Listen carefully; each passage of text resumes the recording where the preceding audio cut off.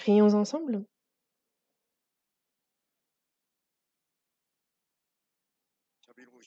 Dieu notre Père, toi qui es miséricordieux, nous étions éloignés de toi et agissions dans le péché, mais tu as eu pitié de nous. Le Seigneur Jésus s'est chargé à notre place du jugement et de la malédiction que nous devions recevoir. Le Seigneur Jésus est mort pour nous, a versé son sang et est ainsi éternellement lavé tous nos péchés, fait que nous n'avons plus à recevoir ni le jugement, ni la malédiction. Pour cette grande grâce, nous te remercions.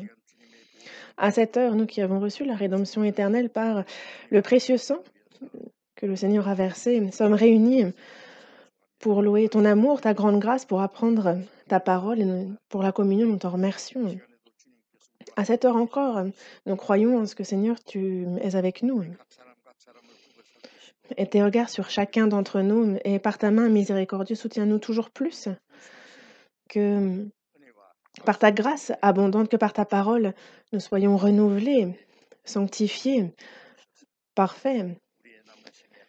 Que le reste de notre vie puisse être vécu comme il se doit, en tant que tes enfants, guide-nous dans ce sens.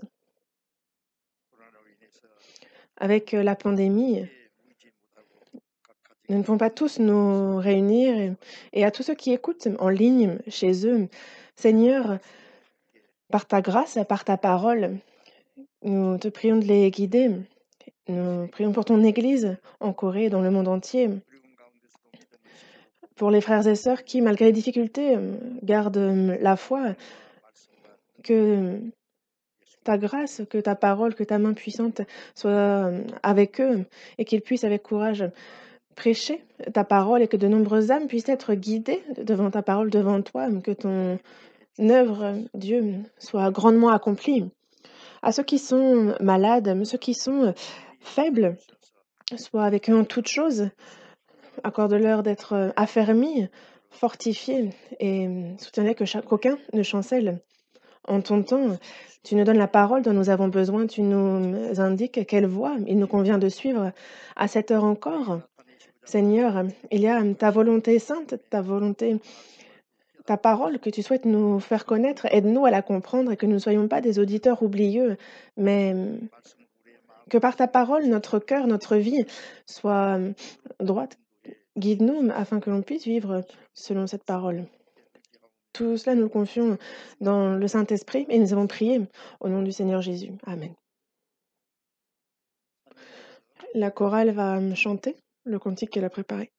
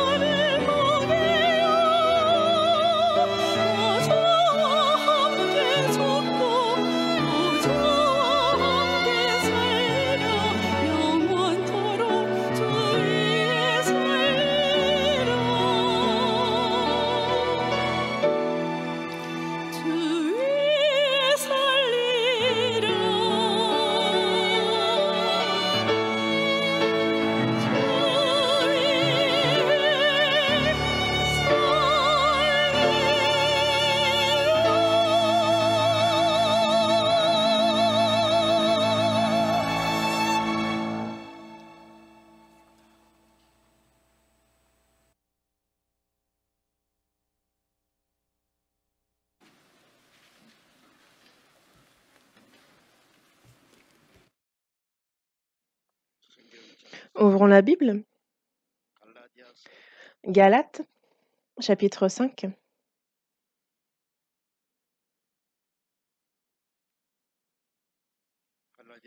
Épître aux Galates, chapitre 5, du verset 22 au verset 24, je vais lire. Galates, chapitre 5, à partir du verset 22 jusqu'au verset 24. Mais le fruit de l'esprit, c'est l'amour, la joie, la paix, la patience, la bonté, la bénignité, la fidélité, la douceur, la tempérance. La loi n'est pas contre ces choses. Ceux qui sont à Jésus-Christ ont crucifié la chair avec ses passions et ses désirs. Jusqu'ici?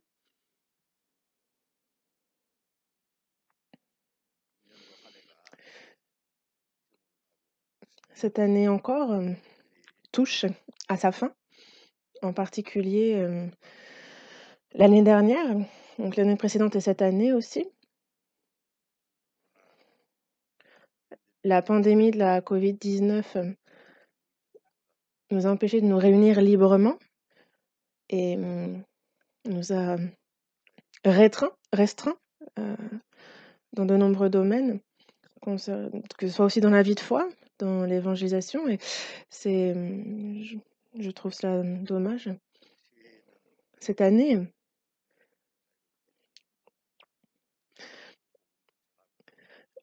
et surtout l'année prochaine, nous espérons de pouvoir nous réunir plus librement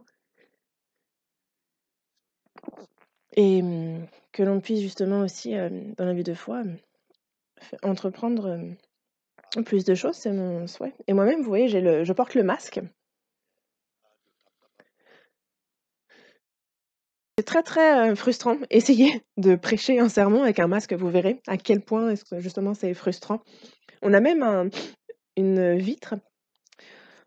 Se peut que vous ne la voyez pas, mais elle nous sépare. Et pourtant, la distance entre, le prédicateur et les frères et sœurs est, très grande, mais ce sont des mesures qui ont été mises en place et c'est vrai qu'elles nous semblent un peu démesurées, mais on les applique. C'est, oui, il y a ils vont un peu trop loin dans certaines mesures et c'est assez, inconfortable, mais bon, dans tous les cas, que, cette, plaie prenne fin, rapidement et que l'on puisse, se retrouver, tous. C'est vraiment un souhait ardent de notre cœur en termes de foi. Aujourd'hui encore, dans la continuité de ce qu'on a abordé la fois précédente, de la semaine dernière, on a donc le sermon intitulé «Soyez remplis de l'esprit» et tout chrétien, après, avoir reçu le salut, doit justement, grandir dans justement cette abondance de la parole, de la grâce.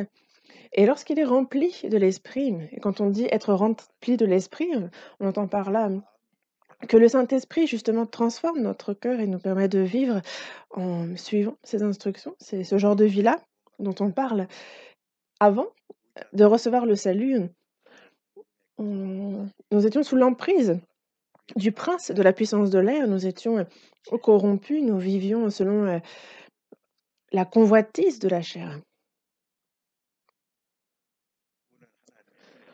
C'est gratuitement par la grâce de Dieu que nous avons reçu le salut.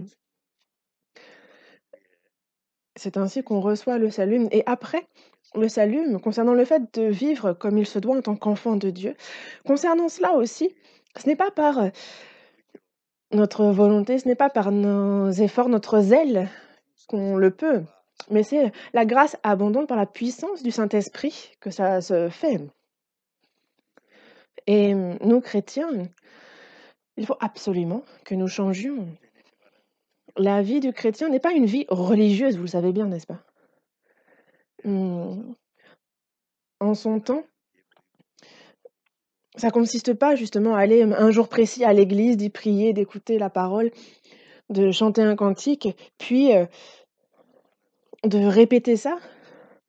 C'est pas ça la vie de foi, c'est pas ça la vie d'un chrétien. C'est justement, être transformé dans notre vie, dans notre cœur, par la puissance du Saint-Esprit qui agit. Quand on reçoit le salut, on est, un misérable pécheur, mais quand nous entrons dans son royaume céleste, il nous a transformés, perfectionnés. Nous sommes un homme nouveau et si nous ne pouvons pas être parfaits comme l'est le Seigneur, petit à petit, nous sommes transformés, nous changeons et notre corps, lui aussi, sera, transformé et nous entrerons ainsi, sous cette nouvelle forme dans, son royaume.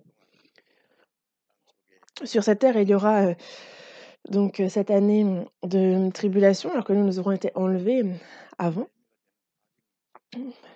Mais, c'est un peu comme la cigale.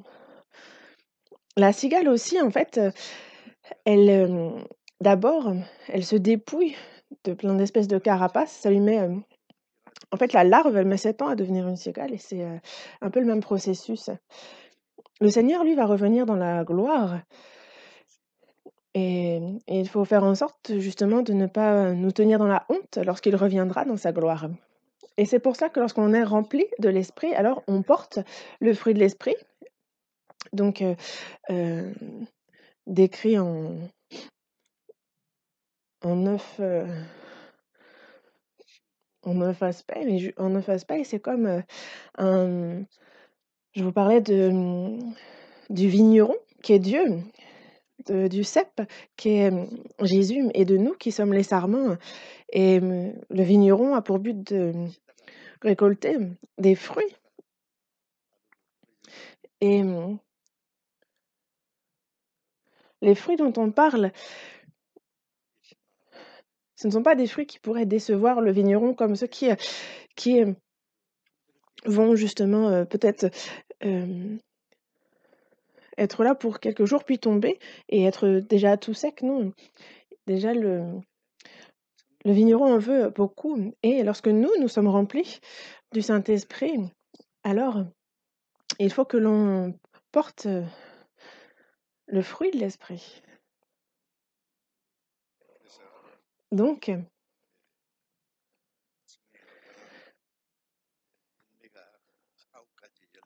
il y a donc ces, 9 fruits qui nous sont décrits ici et qu'il nous faut porter dans l'esprit et nous abordons donc le neuvième.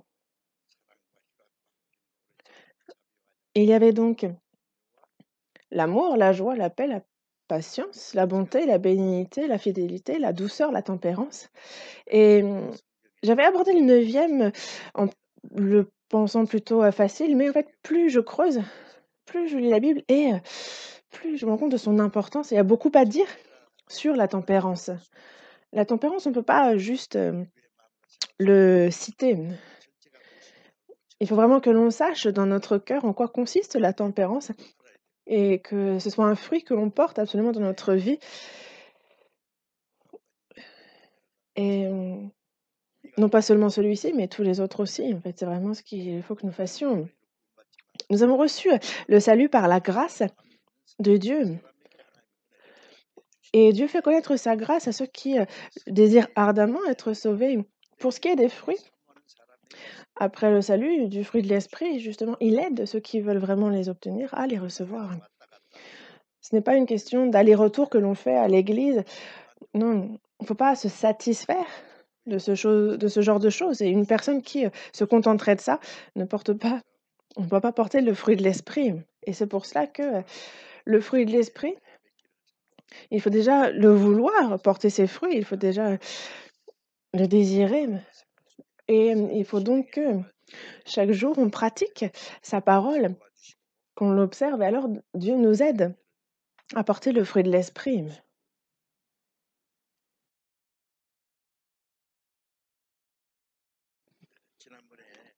La fois précédente, concernant la tempérance, je vous parlais justement que dans la première épître aux Corinthiens, chapitre 9, verset 24, on nous parle justement de ceux qui courent dans le stade et que tous courent pour, remporter, le prix, mais il n'y en a qu'un qui remporte le prix et nous, il faut qu'on court de manière à le remporter et il nous est bien dit, je dis: «Vous aussi courez de manière à le remporter». La vie de foi est décrite ici comme une course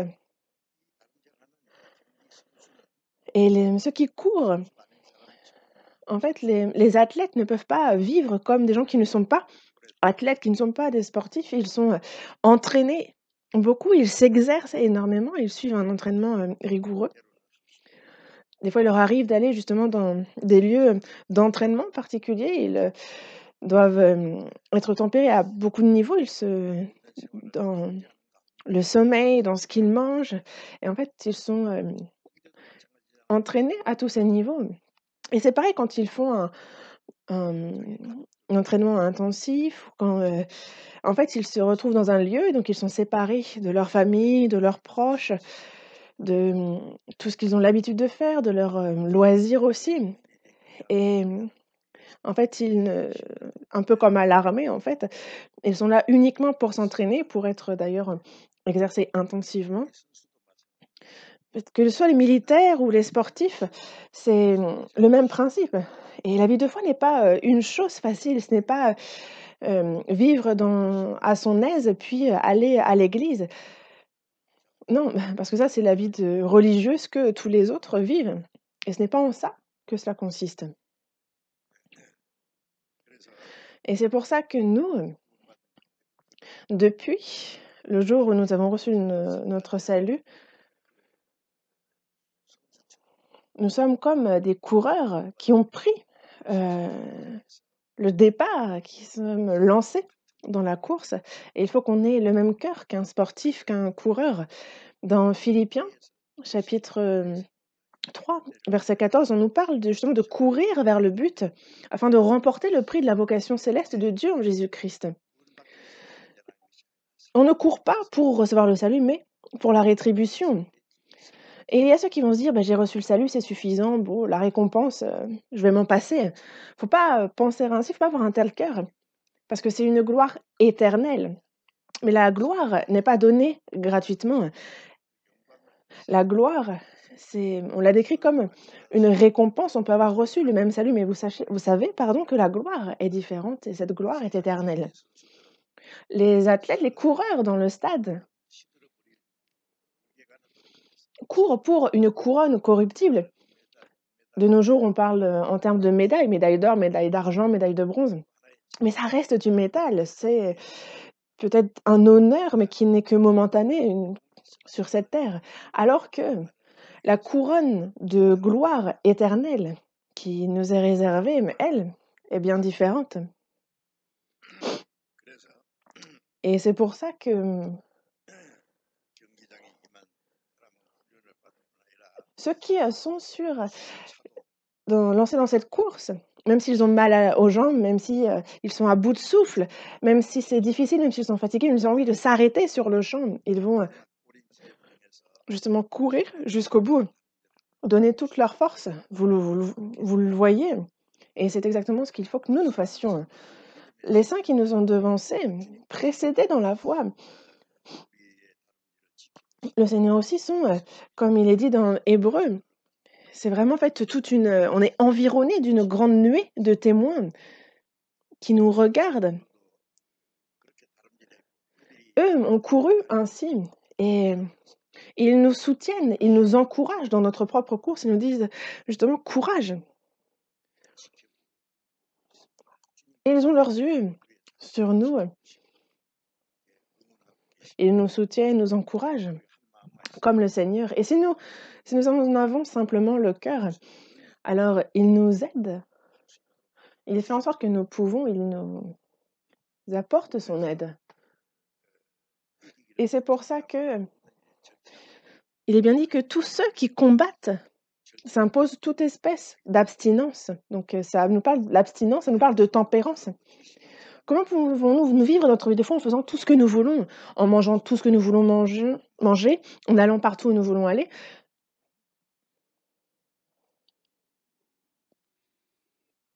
Et Est-ce que alors on peut vivre selon la volonté du Seigneur? Si on ne tempère pas la convoitise de notre chair, on ne peut pas vivre selon la volonté de Dieu. Et donc, c'est des versets qu'on entend encore et encore. Mais il ne faut pas juste se contenter de les connaître, il faut les pratiquer, les appliquer. C'est pour cela que dans la première épître de Pierre, chapitre 2, dans le verset 11, il est dit: «Vous êtes comme des étrangers, comme des voyageurs sur la terre et donc je vous exhorte à vous abstenir des convoitises charnelles qui font la guerre à l'âme». Nous ne sommes ici que des voyageurs. Il ne faut pas mettre notre espérance ici, il ne faut pas s'installer ici. Nous sommes un peu comme, de passage sur cette terre, comme, une nuit dans une hôtellerie. Que l'on dorme dans un hôtel 5 étoiles ou que l'on dorme dans un petit motel de quartier, peu importe, en fait, nous sommes de passage et le lendemain, nous repartons un comme un voyageur et donc que l'on ait des difficultés, que ce soit difficile, nous savons que tout est, momentané, que c'est, passager. Nous, nous sommes étrangers, nous sommes voyageurs et nous savons que notre cité à nous est dans les cieux. Notre cité céleste, elle, elle n'est pas ici.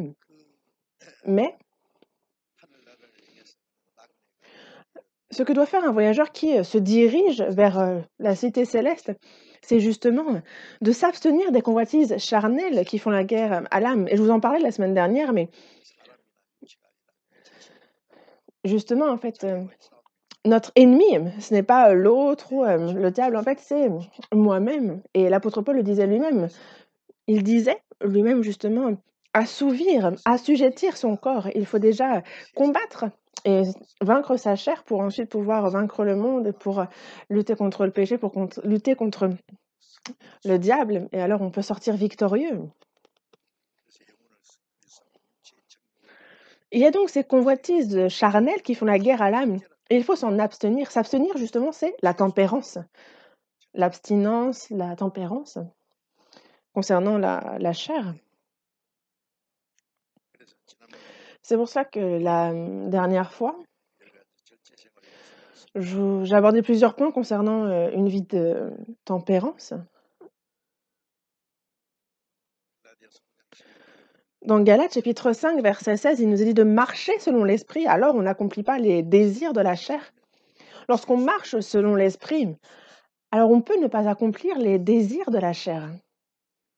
Et c'est pour ça que, la grâce de Dieu, par sa puissance, par son Saint-Esprit, nous pouvons accomplir, tempérer, nous abstenir de justement, de suivre les désirs de la chair et c'est très important.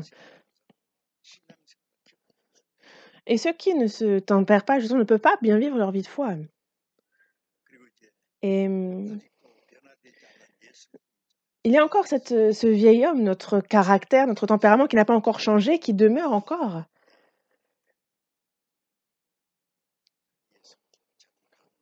Ses, émotions, son caractère, des choses qu'il faut tempérer, absolument.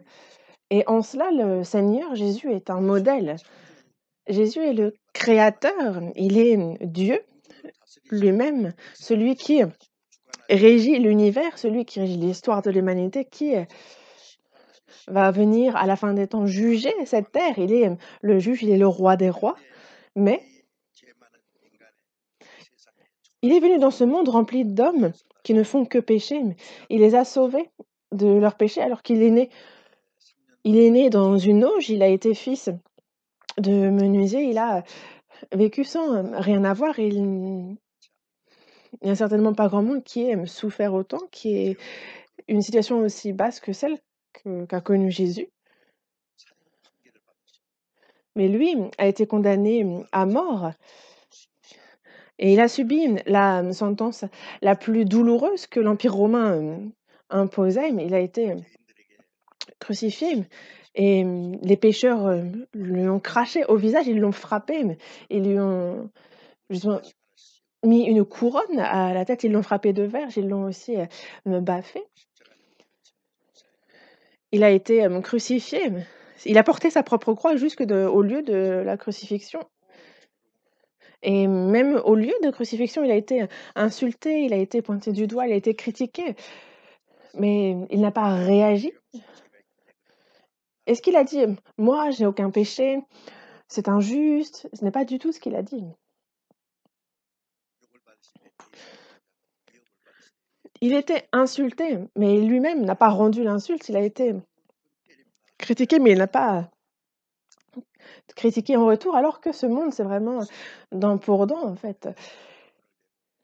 Lorsque quelqu'un se met en colère et alors, il y a ceux qui s'emportent et qui répondent. Ça, c'est l'instinct, c'est vraiment notre nature, mais c'est pas ce n'est pas ce que Jésus a fait. Il était comme une brebis que l'on emmène à l'abattoir, comme un agneau qu'on emmène tondre.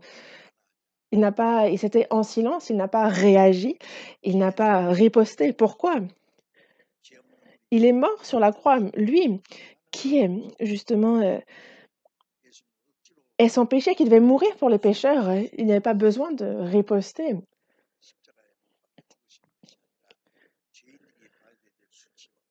Il s'est chargé de la douleur, de la honte que devaient recevoir les pécheurs. C'est à leur place, à notre place qu'il s'en est chargé et c'est la volonté de Dieu qu'il meure, et c'est pour ça qu'il a obéi jusqu'à la fin. Il a été fidèle jusqu'à la mort.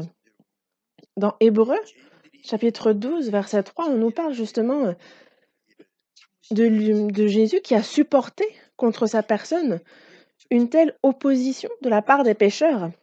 Nous, en fait, nous ne supportons pas. Nous supportons, allez, quelques minutes et après, on ne tient plus et on riposte et alors, ça détruit, complètement tout. Alors on peut dire que, on échoue dans la vie de foi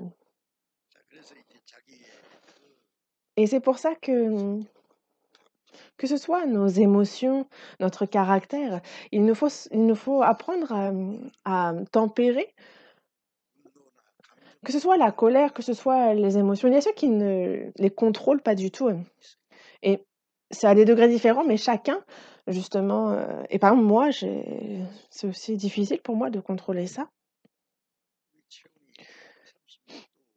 Et notre température corporelle est à peu près autour de 36.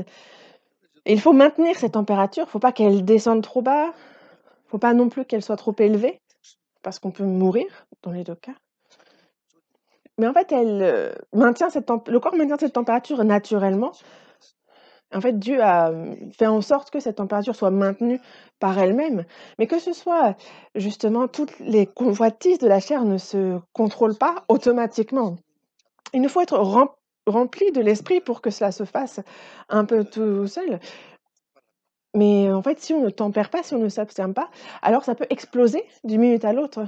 C'est un peu comme, un agneau qui tout d'un coup peut devenir un lion, un tigre sauvage et qui, peut, vraiment, dévorer d'un coup. De certaines personnes qui nous semblaient être très douces, il y a des mots, terribles qui sortent et en fait, c'est de ne pas pouvoir se tempérer, c'est de ne pas savoir se contrôler.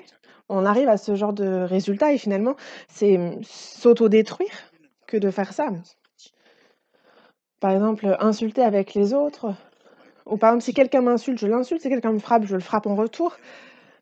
On se dit que riposter vraiment, on peut-être que ça peut nous soulager sur le moment, mais c'est vraiment de l'autodestruction que de faire ça. Et aujourd'hui, j'aimerais, continuer en abordant d'autres points, vis-à-vis de ce qu'il faut tempérer. Une autre chose, c'est justement les désirs, sexuels. Il faut, contrôler ça. Quand je dis contrôler, c'est s'abstenir, c'est la même chose, se tempérer.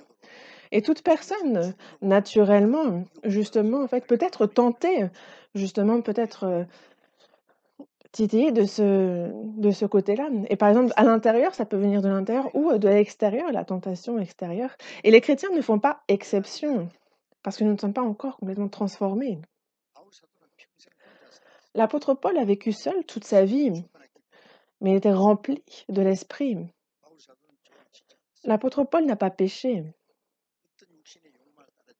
Il n'a pas suivi, il n'a suivi aucune convoitise de sa chair, il était rempli de l'esprit. Il est celui qui a suivi Jésus au plus près, qui lui ressemble le plus. Il disait bien Il nous a bien dit: «Soyez mes imitateurs comme je le suis moi-même de Christ».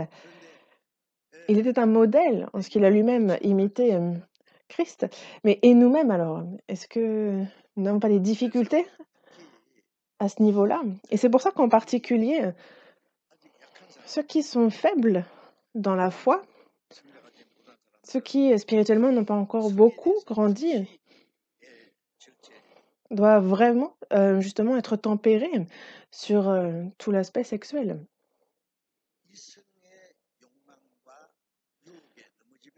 Car si l'on tombe, si l'on cède à la tentation du sexe opposé, alors, c'est vraiment fatal dans la vie de foi. C'est vraiment des résultats, sans retour que cela produit. Dans la Bible, ce que, Dieu ce qui détruit vraiment la, la vie de l'homme, la Bible le dit, et ce que Dieu aussi, un des péchés qu'il déteste le plus, c'est, tous les péchés liés justement au sexe. Pour Sodome et Gomorrhe, qui, a justement été détruite par le soufre et le feu. Il y a plusieurs raisons, mais l'une d'entre elles est justement la perversion de sa population et en la fin des temps, c'est exactement la même chose. Si vous regardez un petit peu, tous les contenus sexuels, en fait, ça vient de tous les côtés. On vit à une époque où ça fuse.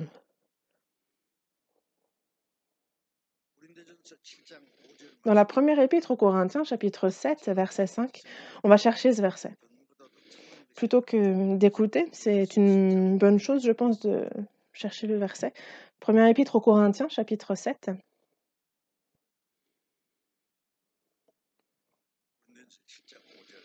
Chapitre 7, verset 5.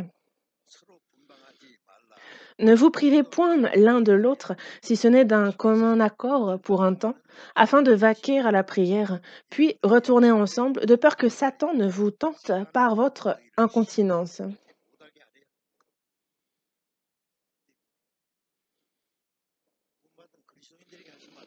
C'est un verset qui s'adresse aux chrétiens sauvés.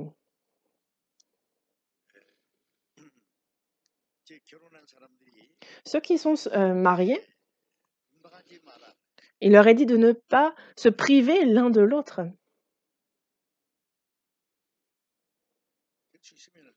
Dans la mesure du possible, dormir dans la même chambre. Il n'est pas bon de dormir à part. Certains disent parce que l'autre ronfle. Et donc j'ai entendu que certains utilisaient une autre chambre. Et des fois à l'étranger, j'ai entendu aussi que il y a la chambre du mari et la chambre de la femme à part. Mais j'ai vu dans certains pays, ça se passe comme ça. Et ils ne sont ensemble que quand ils ont des choses à faire, mais ce n'est pas une bonne chose. Et ce qui est encore pire d'ailleurs, c'est de vivre dans des pays, différents et éloignés, que ce soit pour des questions d'éducation des enfants ou de travail, quelle que soit la raison, et ils sont séparés pendant plusieurs années.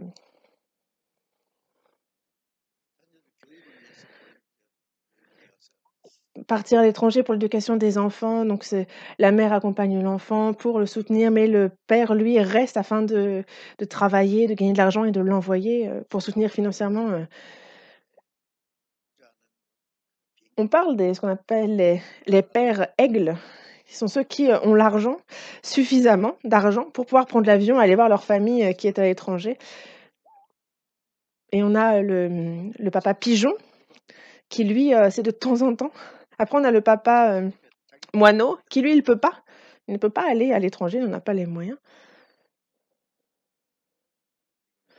Mais non, voilà, c'est pas pour les chrétiens, c'est non. Quelles qu'en soient les raisons, ce n'est pas biblique, ce n'est pas correct.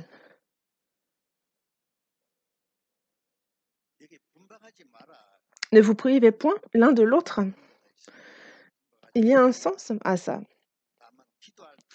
Mais si ce n'est d'un commun accord pour un temps, afin de vaquer à la prière.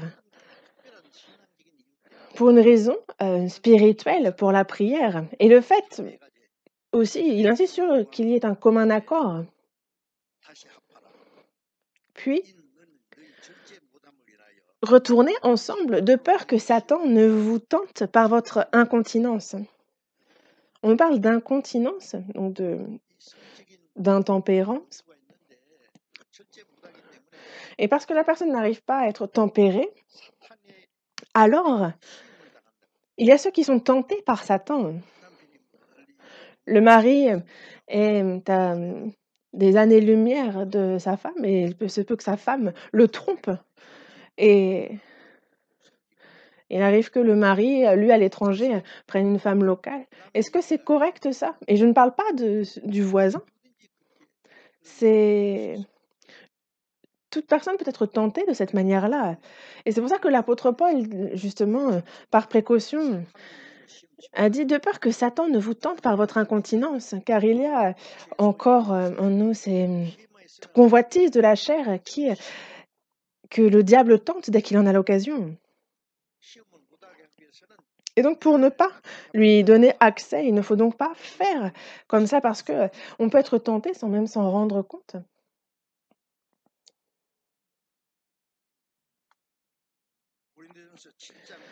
Première épître aux Corinthiens, chapitre 7, on va voir les versets 8 et 9. Versets 8 et 9. À ceux qui ne sont pas mariés et aux veuves, je dis qu'il leur est bon de rester comme moi. Mais s'ils manquent de continence, qu'ils se marient, car il vaut mieux se marier que de brûler.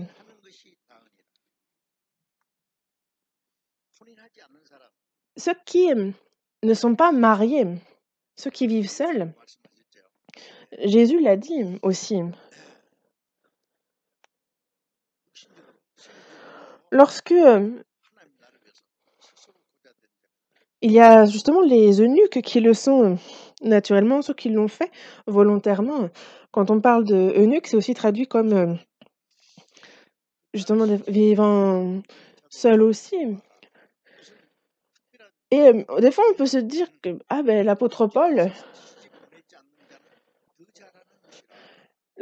lui, dit que celui qui marie sa fille fait bien, mais celui qui ne la marie pas fait mieux. Et nous on se dit, l'apôtre Paul, en fait, il vit tout seul, donc il ne connaît pas bien la situation des autres. Est-ce que donc c'est sa pensée qu'il a écrite dans la Bible? C'est ce qu'on peut se demander. Non, l'apôtre Paul, à moins que ce ne soit la parole que Jésus lui a dit ou ce que Dieu lui a inspiré, il n'a pas écrit autre chose. Concernant le fait de ne pas se marier, ce n'est pas se marier ou ne pas se marier qui est important. Car il y a ceux qui se marient et qui vivent mieux leur vie de foi. Il y a ceux qui ne se marient pas et qui vivent mieux leur vie de foi, encore mieux. Et c'est pour ça que l'on se marie ou que l'on ne se marie pas, ce n'est pas ça qui compte.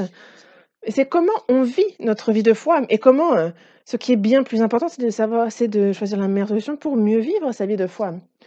Certains, en vivant seuls, vivent bien leur vie de foi, alors que d'autres, parce qu'ils vivent seuls, sont tentés. Certains se marient et leur vie est une catastrophe après. Et c'est pour ça que l'apôtre Paul dit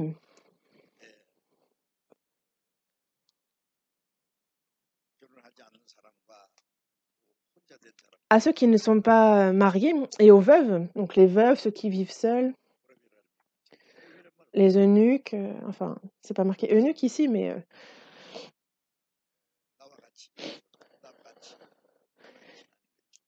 je dis qu'il leur est bon de rester comme moi. Seul, on est plus libre dans la vie de foi.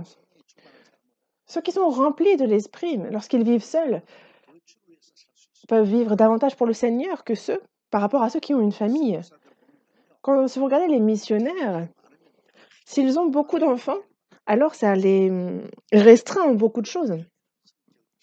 Parce qu'il y a le caractère des enfants, il y a l'éducation des enfants, il y a beaucoup de questions qui se posent à ce moment-là, de problèmes aussi.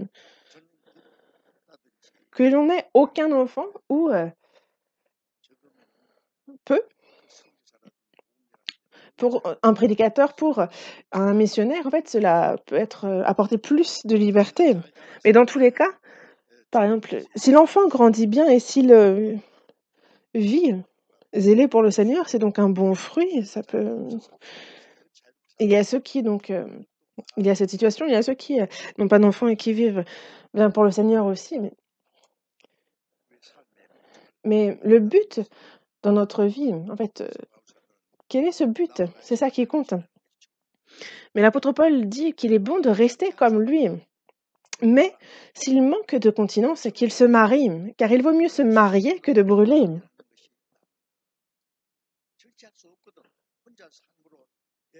S'il manque de continence, si à cause de problèmes avec le sexe opposé, ça, il le vit mal, alors autant se marier.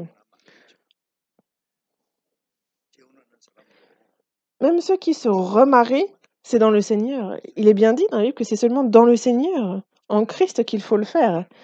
Le mariage, vraiment, est très important,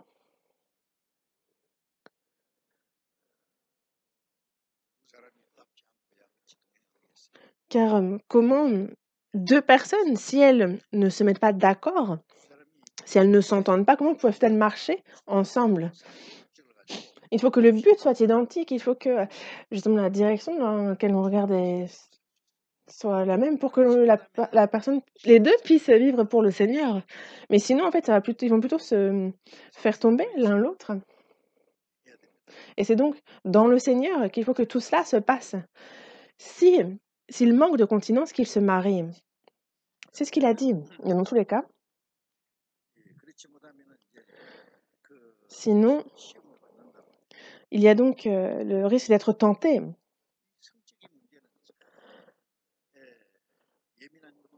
Le problème du sexe est assez sensible. Dans la vie, il y a ceux qui justement, cherchent à ne pas en parler, mais en réalité, dans la seconde épître à Timothée, chapitre 2, en fait, Timothée est prédicateur. Il est, compagnon d'œuvre de l'apôtre Paul, il est comme un fils spirituel et c'est pour ça qu'il s'adresse à Timothée et lui dit de fuir les passions de la jeunesse. Fuis les passions de la jeunesse.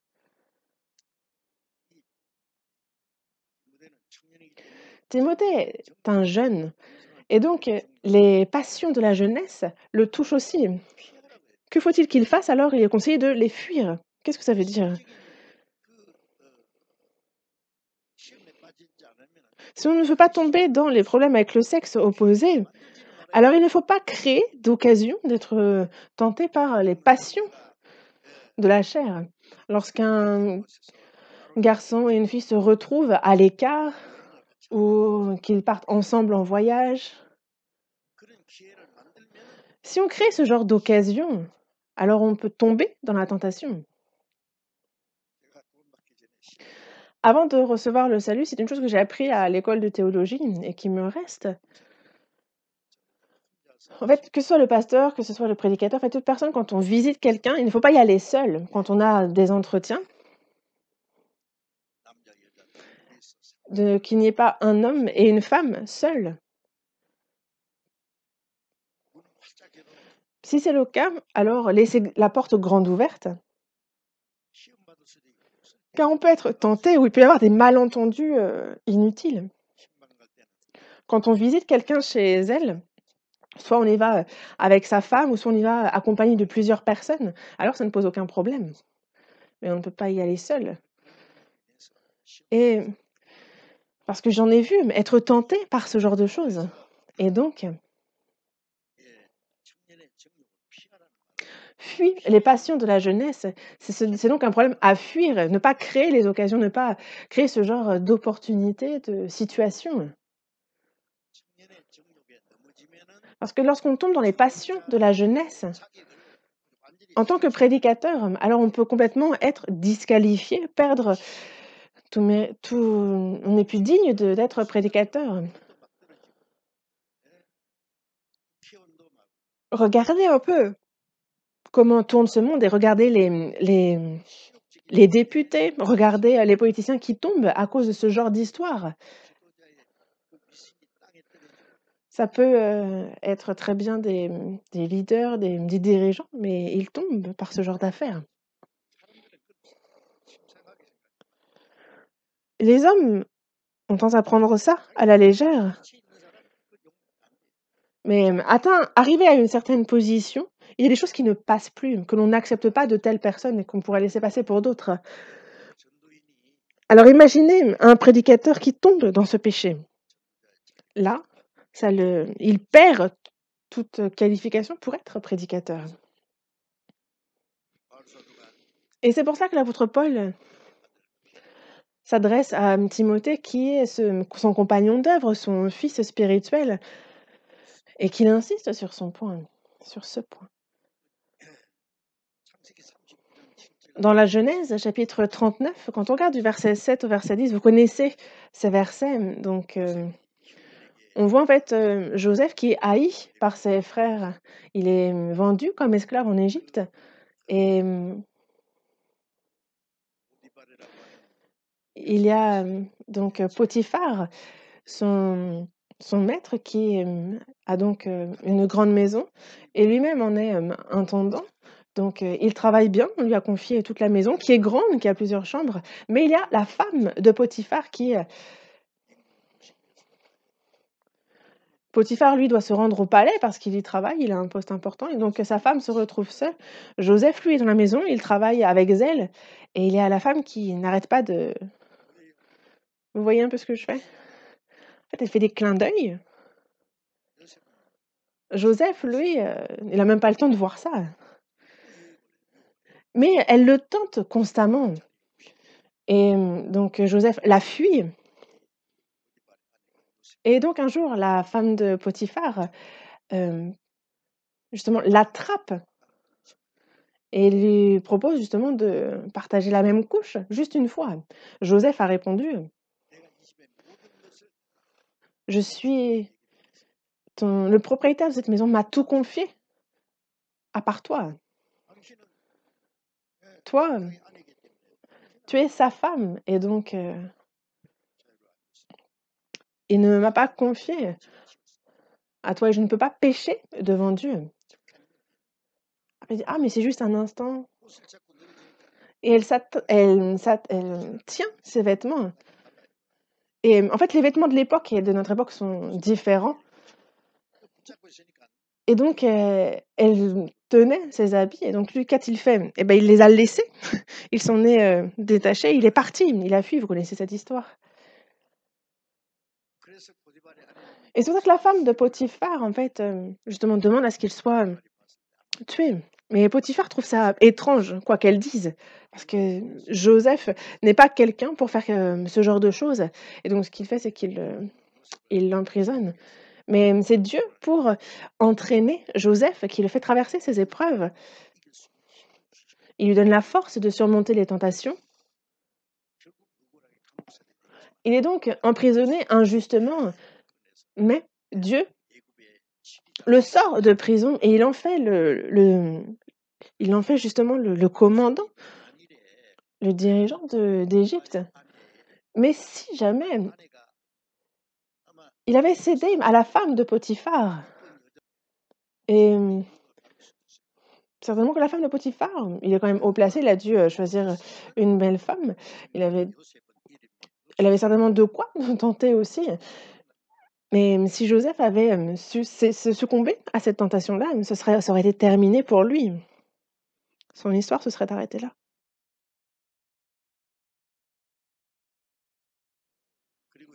Et vous connaissez le problème du roi d'Israël, David. Ses serviteurs sont sur le champ de bataille. Ils jouent et risquent leur vie pour à la guerre. Mais David, lui, est dans le palais.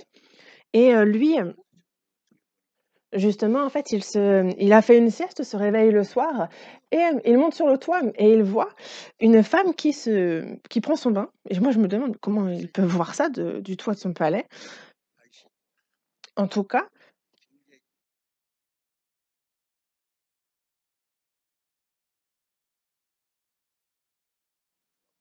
cette femme, aux yeux de David, est vraiment belle. Il demande à ce qu'on se renseigne sur qui est cette femme, puis, il demande à ce qu'elle lui soit amenée. Est-ce que vous pensez qu'ils n'ont fait que boire du thé? Non, ils ont commis un péché. Quand j'y pense, je me dis: se baigner, c'est une chose, mais on ferme les rideaux, on s'affiche pas. En fait, on a un peu l'impression qu'elle a fait: «Regardez-moi» et pourquoi il regarde lui?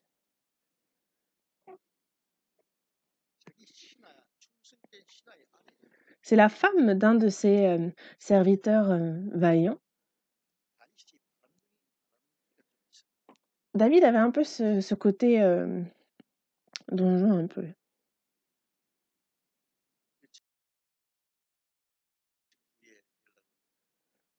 et on le contacte plusieurs jours après et il dit: «Ah, ça je suis enceinte» et là, ça s'aggrave et pour cacher ça, il, appelle, son mari, il lui donne des vacances, mais en fait, il n'entre pas dans sa maison et il dit: «Comment est-ce que moi je pourrais, entrer chez moi et dormir avec ma femme alors que, les autres sont sur le champ de bataille et qu'ils meurent? Non» et donc il n'entre pas chez lui et donc David va jusqu'à, programmer sa mort et il a donc commis l'adultère et le meurtre, les pires des péchés et c'est vraiment fatal dans sa vie. Vous le savez, il y a donc son enfant, né de cette, relation qui, meurt, mais ce n'est pas tout. Il y a aussi justement après, il perd encore 2 fils.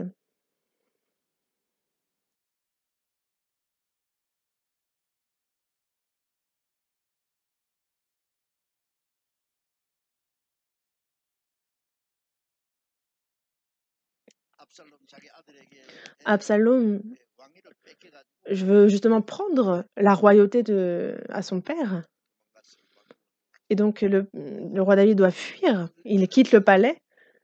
C'était vraiment, fatal que et il laisse les concubines, les femmes sur, le toit, il les laisse, là, et c'est aux yeux de tout le peuple que son fils Absalom, justement, s'en prend à ses femmes et ses concubines devant tout le peuple, publiquement. On se demande: «Mais comment peut ce genre de choses peuvent arriver?» alors que ce n'est qu'un péché qu'il n'a commis que momentanément, mais la, le châtiment a été terrible et on n'imagine même pas à quel point il a dû en souffrir et c'est encore maintenant, en fait, il y a ceux qui, souffrent d'avoir commis, cela. Après ceux qui ne sont pas, sauvés, mais regardez, comment ça les fait souffrir,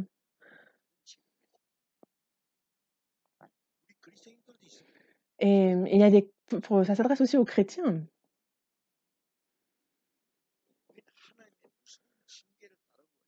mais il y a de terribles châtiments qui tombent par Dieu et ça pose un réel problème en termes de caractère, de personnalité et c'est pour cela que dans la première épître aux Thessaloniciens, chapitre 3, verset 5, il est dit qu'il faut être dans la crainte que le tentateur ne nous tente et que tout ce que nous ayons travaillé soit vain. Parce qu'en fait, justement, en fait, il y a selon notre avancement dans la croissance, il y a le diable qui va nous stimuler, nous titiller. Et regardez, pourtant, on écoute la parole, on la lit, on l'entend.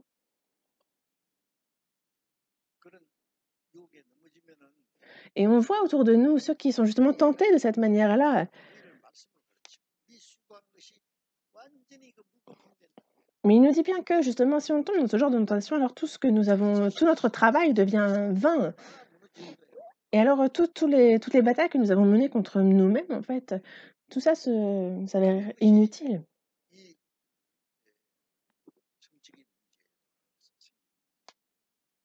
Et ce sont des problèmes que l'on rencontre quand on tombe et qu'on n'est pas tempéré, concernant, le sexe. Et c'est un peu comme, On nous parle de la Covid-19, de cette, pandémie, de ce virus qui se propage, mais sachez qu'il y a bien pire. L'adultère, en fait, ces crimes sexuels qui sont commis et qui se répandent, commis par un grand nombre et nombreux sont également les chrétiens que les, péchés sexuels font tomber.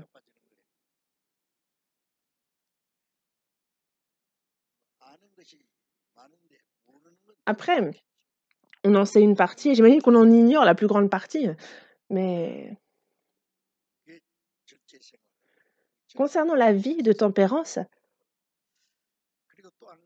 c'est le genre de problème que l'on rencontre quand on n'est pas tempéré et un autre point, il y a aussi ce cœur orgueilleux qu'il faut contrôler, celui qui cherche à s'élever par rapport aux autres. Nous, par nature, on on est, jaloux de quelqu'un qui réussit mieux que nous, lorsque, on cherche toujours à s'élever par rapport, aux autres et les gens de ce monde piétinent les autres si besoin pour, s'élever. Mais regardez combien Jésus lui-même était humble, humble de chez humble.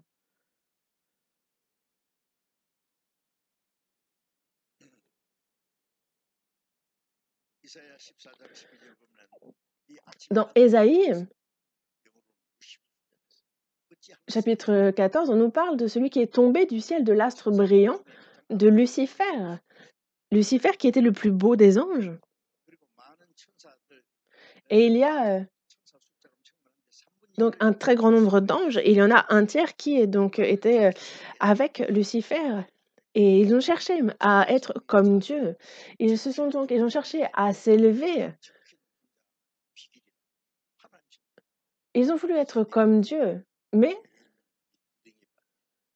justement, ils ont voulu aller jusqu'au sommet. Ils ont voulu être semblables au Très-Haut, mais lui,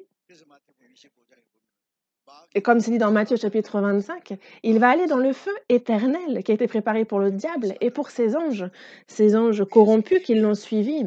Il y a l'enfer qui a été préparé par Dieu pour eux et ils y seront jetés, un feu éternel. Et l'enfer est un endroit qui a été fait pour le diable et les anges corrompus, mais comment sont-ils arrivés là? C'est à cause de l'orgueil. Et c'est pour cela que ce que le diable fait lorsqu'il cherche à faire tomber quelqu'un, c'est justement à semer en lui l'orgueil, à faire qu'il s'élève.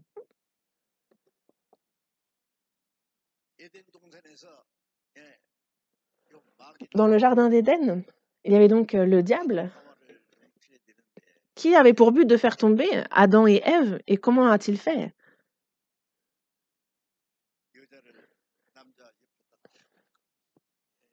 Il a titillé la femme, avait cette volonté d'être égal sur à l'homme, d'être supérieur à lui. Et justement, lorsque Dieu a dit de ne pas manger de l'arbre de la connaissance du bien et du mal, c'était avant même que la femme n'existe, elle s'est adressée à Adam. Elle n'a fait que l'entendre de Adam, de l'homme. Et il en fait qu'elle réponde au serpent. Dieu ne m'a pas parlé, demande à mon mari, demande à Adam. Mais justement, en fait, elle a voulu s'élever. Et le diable sait bien, il l'a tenté en disant qu'il serait comme Dieu. Il a dit, Dieu a dit vous, mais il n'a jamais dit vous, il a dit à Adam tu. C'est elle, en fait, elle s'élève par rapport à son mari. Le diable lui dit, tu ne mourras pas, tu ne mourras pas, tu deviendras comme Dieu, vraiment. Et c'est parce qu'il a peur que vous soyez comme lui, c'est parce qu'il est jaloux, c'est parce qu'il est rare, c'est pour ça qu'il vous a défendu d'en manger. Mais si vous en mangez, vos yeux vont s'ouvrir, vous deviendrez comme des dieux. Et l'homme, pour devenir l'homme a été fait à l'image de Dieu, afin de lui ressembler, mais ça, c'est en obéissant à sa parole, en s'humiliant. Alors, il nous élève. Alors que ceux qui s'élèvent, il les abaisse jusqu'à l'enfer. Mais cette tentation-là a fait chuter Adam qui a ensuite entraîné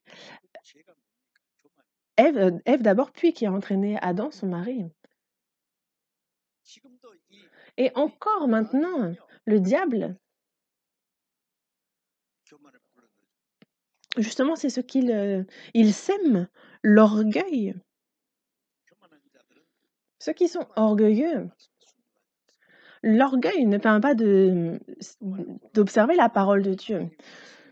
Parce que lorsqu'on est orgueilleux, la parole de Dieu nous semble mensongère, alors qu'on a l'impression que ce que Satan dit, lui, c'est la vérité. Là, c'est qu'on est tombé. Dans la première épître à Timothée, chapitre 3, verset 6, on nous parle justement en fait des fonctions qui sont confiées aux uns aux autres et donc concernant les évêques, concernant les diacres, il s'adresse à Timothée dans ce genre de ministère et il est bien dit qu'il ne faut pas confier justement ce genre de ministère à quelqu'un, à un nouveau converti. Et donc il est bien dit de ne pas donner ce genre de fonction à quelqu'un qui vient d'être sauvé, au nouveau sauvé, comme on dit maintenant. Ne pas justement confier ça à des nouveaux convertis, de peur que justement ils ne s'enorgueillissent, il faut les laisser demeurer dans l'église, apprendre la parole, voir en quoi consiste la vie de foi, en fait, leur permettre de grandir. Parce que si on s'empresse de leur confier des tâches, alors que se passe-t-il? Alors ils peuvent donc être enflés d'orgueil et tomber sous le jugement du diable. L'homme, dès qu'on lui donne un petit peu d'autorité, un petit peu de pouvoir, alors dès qu'on lui donne la moindre autorité, alors cette personne va vraiment manifester ses mauvais côtés. Si vous allez à l'armée au début, vous avez donc le soldat de première classe, le soldat de deuxième classe. En fait, dans tous les cas, il faut juste obéir à tout. Mais après, quand on devient un peu sergent-chef, alors on commence à hausser le ton, on commence à donner des ordres. Avant, c'était ça, en fait, vraiment, on mettait la pression. En fait, les sergents-chefs faisaient vraiment peur. En fait, quand on commence à mettre des rangs, quand on change de rang, alors il y a ceux qui vont relever le menton, qui vont hausser la voix. Dès qu'il y a la moindre chose que l'on donne de plus à quelqu'un, alors la personne s'imagine que elle vaut mieux que les autres, elle s'élève. Mais justement, en fait, ici, il est de peur qu'elle s'enfle d'orgueil et qu'elle ne tombe sous le jugement du diable. Quand on y pense, c'est vraiment en fait comme les enfants qui jouent avec des poupées, et puis vous allez avoir les militaires qui vont avoir des étoiles sur les épaules, ils sont en habit militaire et on a différents rangs aussi. Dès qu'on donne un petit peu, alors justement en fait, ils prennent la grosse tête et tous les ministères, toutes les fonctions qu'on peut recevoir de Dieu dans l'Église, en fait, est-ce que c'est des rangs? Est-ce que c'est une question de supériorité? Est-ce qu'on en est là? Non, c'est afin de servir davantage davantage Dieu. Et il y a ceux qui se plaignent, qui disent: «Ah pourquoi moi j'ai pas ci, j'ai pas ça?» Est-ce qu'on est dans un système de rang? Est-ce qu'il y a, d mieux que d'autres? Non. Justement, il est bien dit que lorsque vient l'orgueil, vient aussi l'ignominie. Mais la sagesse est avec les humbles. En fait, l'orgueil cherche vraiment, pardon, à, à nous écraser. Dans Proverbes, chapitre 16, verset 18, il est bien dit que l'arrogance précède la ruse et l'orgueil précède la chute. Quand on est orgueilleux dans notre cœur, alors c'est notre fin. L'orgueil précède la chute.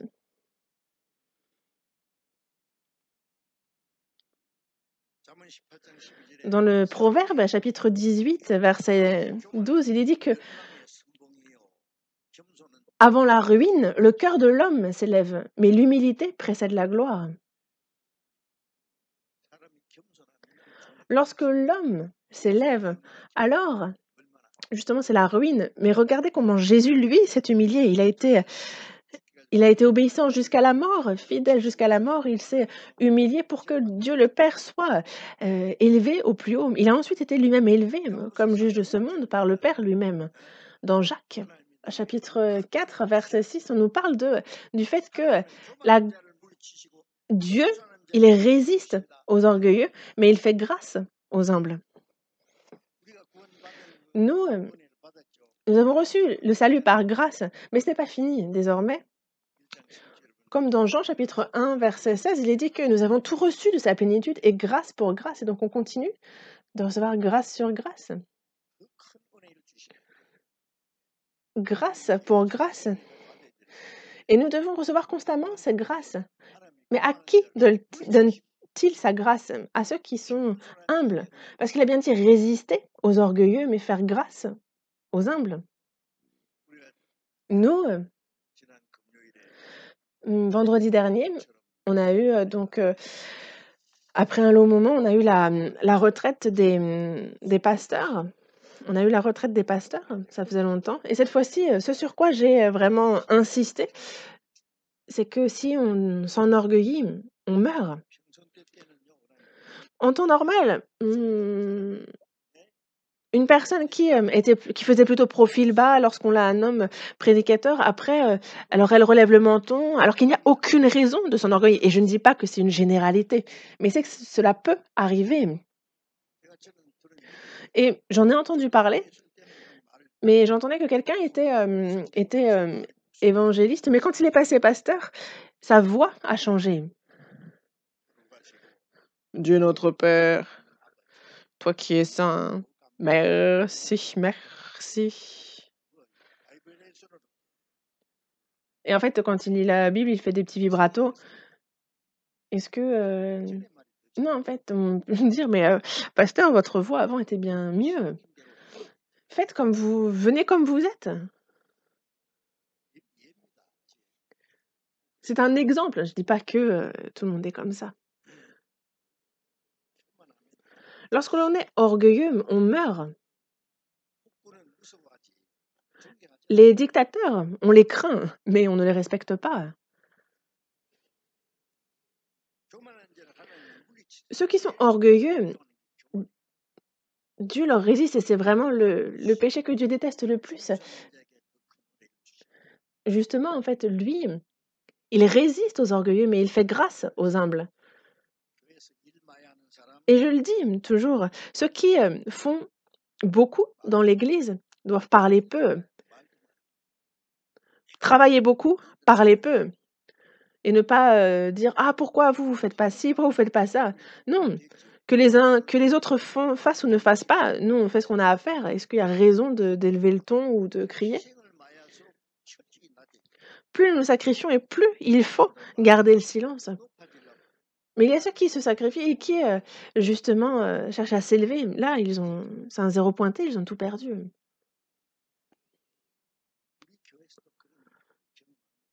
J'ai vu, c'est arrivé déjà à l'église. Et de peur que cela ne se reproduise, que ce ne soit le cas, il faut donc être tempéré. Ne si on ne s'abstient pas, si on n'est pas tempéré vis-à-vis de ce cœur qui veut être orgueilleux, alors c'est plutôt la haine de Dieu que l'on peut recevoir. Car on a cette nature qui cherche vraiment à s'élever par rapport aux autres.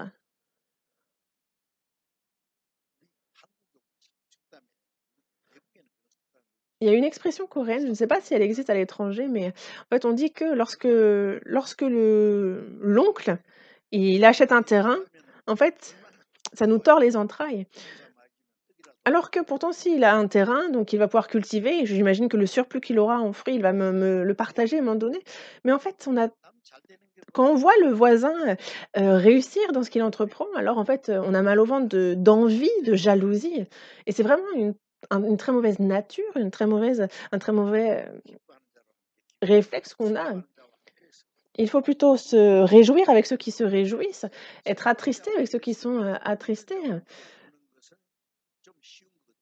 Et en fait, ça nous paraît simple de se réjouir avec ceux qui se réjouissent, mais en fait, c'est bien plus difficile de voir quelqu'un, en fait, on a tendance à être jaloux, mais c'est vraiment un très mauvais aspect de notre, nature, de notre, instinct.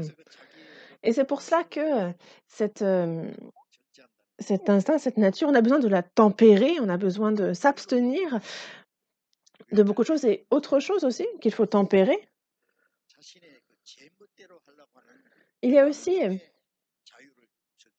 justement cette, nature qu'on a justement à vouloir faire comme bon nous semble en fait, que l'on a à vouloir suivre notre propre manière.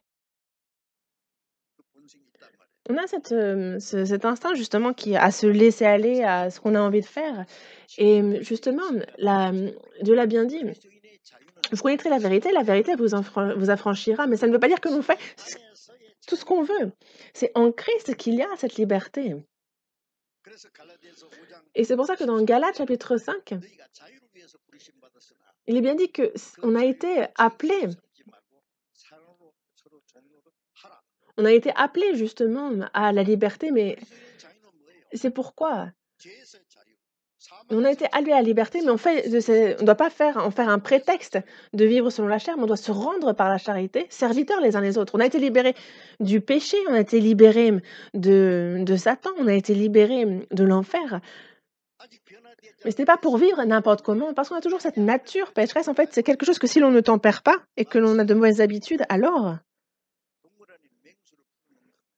on est un peu comme, finalement, c'est un peu comme un chien lâché au milieu des fauves. Justement, il ne faut pas faire de cette liberté un prétexte de vivre selon la chair, mais de se rendre plutôt par la charité, serviteurs les uns les autres. Il faut s'humilier et se servir les uns les autres. Ça,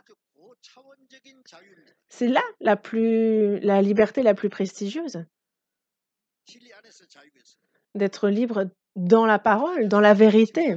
Dans Galates, chapitre 5, il est bien dit que justement ceux qui sont à Jésus-Christ ont crucifié la chair avec ses passions et ses désirs.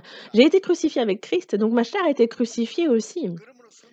Et c'est pour ça que, justement, si nous vivons par l'Esprit, nous marchons aussi selon l'Esprit. C'est pour ça qu'il y a la grâce, la puissance du Saint-Esprit, sa parole qui est vivre selon ça. Qu'est-ce que ça veut dire? Ça veut dire servir Dieu, servir les frères et sœurs, les saints. Et donc justement par la charité, être serviteurs les uns les autres. C'est en cela qu'il y a la liberté.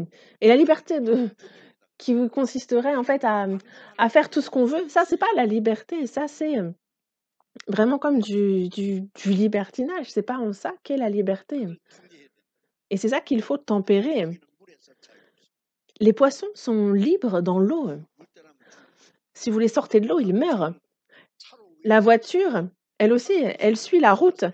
Et si elle quitte la route, alors, elle ne peut plus rouler. Le train a des rails pour rouler. Le chrétien, c'est dans la vérité qu'il a la liberté. Le chrétien, c'est dans l'obéissance à la parole. C'est là qu'il y a la véritable liberté. Car vivre et sans suivre la parole, alors ça, c'est péché. Dans Jean, chapitre 8, verset 32, il est dit que justement, en fait, on est esclave du péché que l'on commet. Certains se disent: «Bon, ben, moi, je suis, libre désormais, donc je peux bien vivre comme bon me semble». Est-ce que c'est de ça dont on parle? Ça, c'est la liberté qui vient de Satan, du diable. Il faut donc se tempérer. Voyons dans Ecclésiaste chapitre 12. Ecclésiaste chapitre 12, verset 1. Ecclésiaste chapitre 12, verset 1. Ecclésiaste chapitre 12. Jeune homme, réjouis-toi dans ta jeunesse, livre ton cœur à la joie pendant les jours de ta jeunesse. Marche dans les voies de ton cœur et selon les regards de tes yeux, mais sache que pour tout cela, Dieu t'appellera en jugement. Jeune homme, jeune homme, non, ceux qui ont la force, ceux qui ont de l'ambition, qui ont tout. Mais sachez que ceux qui sont âgés aussi sont jeunes dans leur cœur. Il y a encore justement ceux qui ont des choses qu'ils ont envie de faire dans leur cœur. Et il est dit, jeune homme, réjouis-toi dans ta jeunesse, livre ton cœur à la joie pendant les jours de ta jeunesse, marche dans les voies de ton cœur et selon le regard de tes yeux. Selon les regards de tes yeux. Fais comme bon te semble. Quand tu peux faire ce que tu veux, fais ce que tu veux. Et en fait, c'est en cela que c'est ça, en fait, le libertinage dans un sens, justement, le laisser aller complètement. Et si vous suivez ça, si vous laissez aller comme ça, est-ce que vous pensez qu'il y a autre chose que le péché qui va sortir? Sans tempérance, si on laisse l'homme sans qu'il s'abstienne, en fait, il se pense libre. Mais il y a cette liberté qui vient du diable. Il dit, oui, regarde, fais ça pendant que tu peux, mais sache que pour tout cela, Dieu t'appellera en jugement. Quand tu as marché selon ton cœur, selon le regard de tes yeux, selon tes pensées, selon tout ça, sache que pour tout cela, tu seras appelé en jugement. Et sachez donc que vous êtes jugé si vous vivez justement en vous laissant aller, en suivant votre cœur, votre pensée. Les chrétiens doivent être prudents, vivre en faisant attention. Dans la première épître aux Corinthiens, chapitre 8, verset 5, il est dit justement d'être prudent,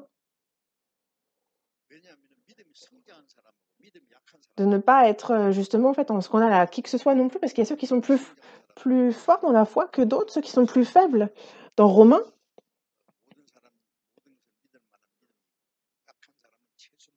en fait, on voit que donc il y a ceux qui croient pouvoir manger de tout, alors qu'un autre qui est plus faible ne va pas manger des légumes. Celui qui est plus fort dans la foi va tout manger, et l'autre qui est un peu plus faible va dire « Oh là là, il y en a un qui ne mange que des légumes. »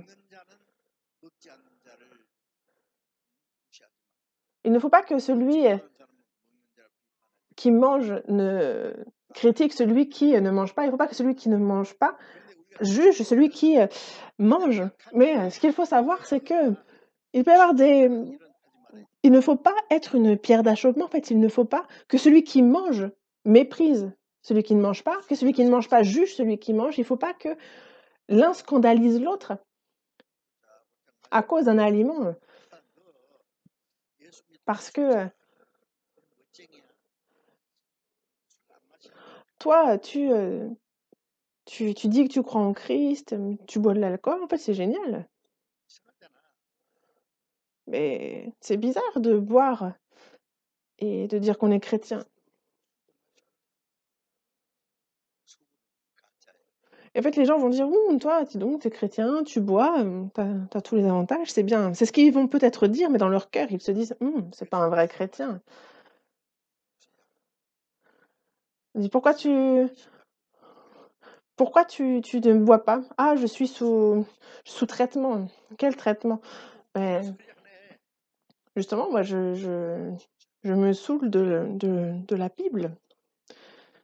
Et justement, en fait, on se rend compte que, la tempérance aussi, dans l'évangélisation, les gens ont envie de savoir pourquoi est-ce qu'on ne fait pas ci, est-ce qu'on ne fait pas ça? Pourquoi est-ce que justement on s'abstient de telles choses?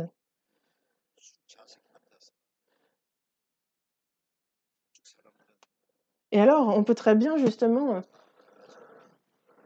assis, alors que tout le monde est aux alcools forts, nous, en fait, on est au coca.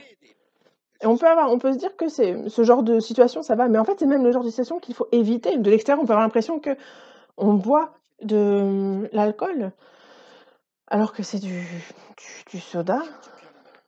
En fait, il y a des choses qui peuvent justement en fait, il faut pas, porter à confusion, il faut pas, faut éviter toute situation qui pourrait, engendrer des malentendus, dans tous les cas.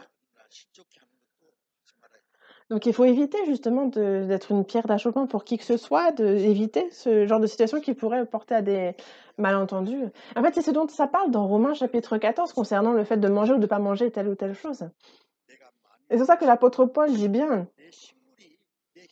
que si un aliment scandalise mon frère, je ne mangerai jamais de viande afin de ne pas scandaliser mon frère. Si justement manger de la viande fait que cela scandalise quelqu'un qui est plus faible dans la foi, je n'en mangerai pas. Je suis libre d'en manger, mais je n'en mangerai pas. Et donc cette liberté, au final, il ne faut pas qu'elle soit une pierre d'achoppement pour qui que ce soit. Et dans la première épître aux Corinthiens, on nous dit aussi de n'être en scandale ni aux Grecs, ni aux Juifs, ni à l'Église de Dieu. Les Juifs sont vraiment vivent selon la loi. Et en fait, ce qu'ils enseignent, c'est aussi à observer cette loi. Les Grecs représentent les païens. C'est vraiment le symbole des païens. Être païen ne veut pas dire qu'on pêche. Mais les païens sont ceux à qui on prêche aussi.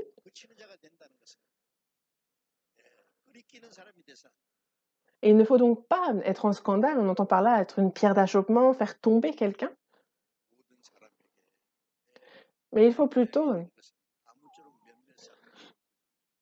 justement d'être en scandale à personne, afin que justement eux puissent être sauvés. En fait, il ne faut pas que l'on soit en scandale ni à nos frères, ni à ceux qui ne sont pas sauvés. Dans Romains chapitre 12, il nous est dit d'être zélés et non paresseux, d'être fervent d'esprit et de servir le Seigneur. Donc ça commence par être le zèle, de ne pas être paresseux, d'être fervent d'esprit et de servir le Seigneur. Encore une fois, ayez du zèle et non de la paresse, soyez fervent d'esprit, servez le Seigneur. Quand on a justement c'est un peu le slogan des responsables, mais la paresse est un péché. Notre chair par nature est paresseuse. Ayez du zèle et non de la paresse. Soyez fervent d'esprit. Sans être fervent d'esprit, sans passion, en fait, on ne sait pas si l'eau elle bout, on ne sait pas si elle est tiède, si elle est froide. Il ne faut pas. Le chrétien a beaucoup de choses à faire. Il faut pour cela du zèle, il faut être fervent d'esprit, et même dans les petites choses. Il faut faire même les petites choses avec passion, avec zèle. Il y a toujours à faire dans l'Église. Si on cherche, il y a toujours à faire, même un tout petit truc, il y a toujours à faire. Dans la cuisine, concernant ce que mangent les frères et sœurs, même si en ce moment on ne le fait plus. Mais il y a à faire pour chacun. Avoir du zèle, non de la paresse, être fervent d'esprit, servir le Seigneur. La paresse, c'est vraiment, ça fait partie des libertés du laisser aller. Si je ne fais pas ça va pas poser problème. Non, en fait, c'est faire comme bon nous semble. La paresse aussi, c'est se laisser aller.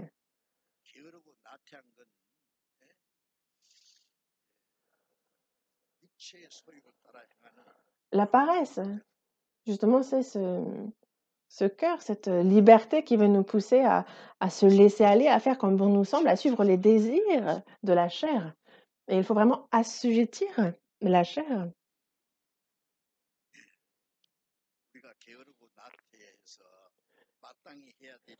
Il faut être donc zélé et non paresseux, parce que sinon ça veut dire qu'on devient négligent des affaires de Dieu.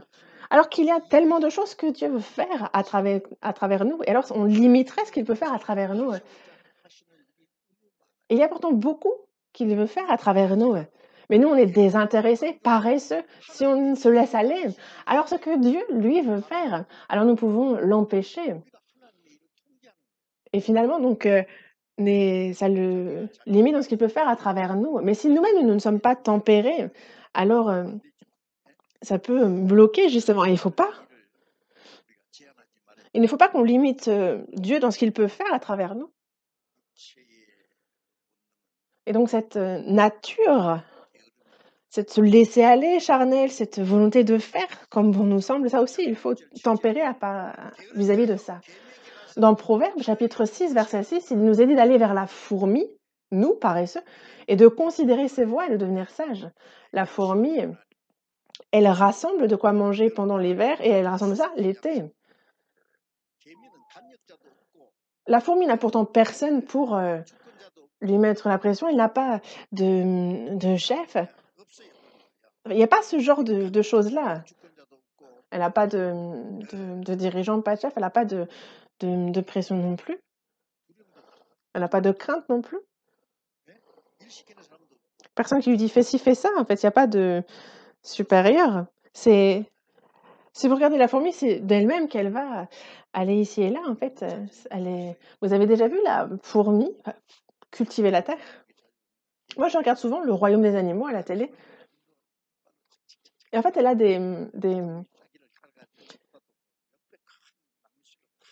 justement, en fait, elle va, avec, ses incisives, elle va prendre, les végétaux, en fait, après elle va tirer ça jusque dans la fourmilière. En fait, elle ne la mange pas, en fait. Qu'est-ce qu'ils font avec ça?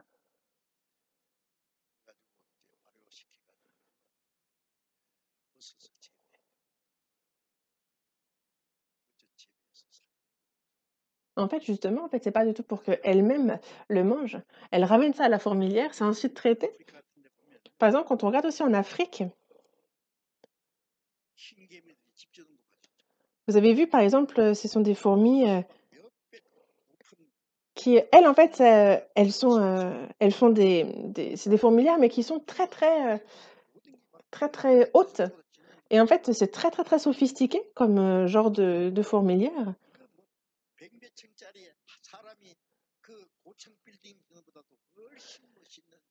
et en fait, c'est encore bien plus beau que, des gratte-ciel de milliers d'étages que l'homme pourrait construire et quand on observe la fourmi, vraiment, vous savez qu'elle peut, tuer un lion. En fait, même les bêtes sauvages, lorsqu'elles s'en prennent en nombre à eux, elles peuvent les tuer. On voit vraiment la force de l'union, on voit, justement la elles n'ont pas de crainte, elles n'ont personne pour, les diriger et elles y vont et c'est donc, d'elles-mêmes que la fourmi va faire ça. À la moisson, elle prépare justement tout pour l'hiver et nous, on prépare maintenant pour l'au-delà. En fait, c'est dans le monde présent que l'on prépare pour le monde d'après et il faut donc apprendre de la fourmi.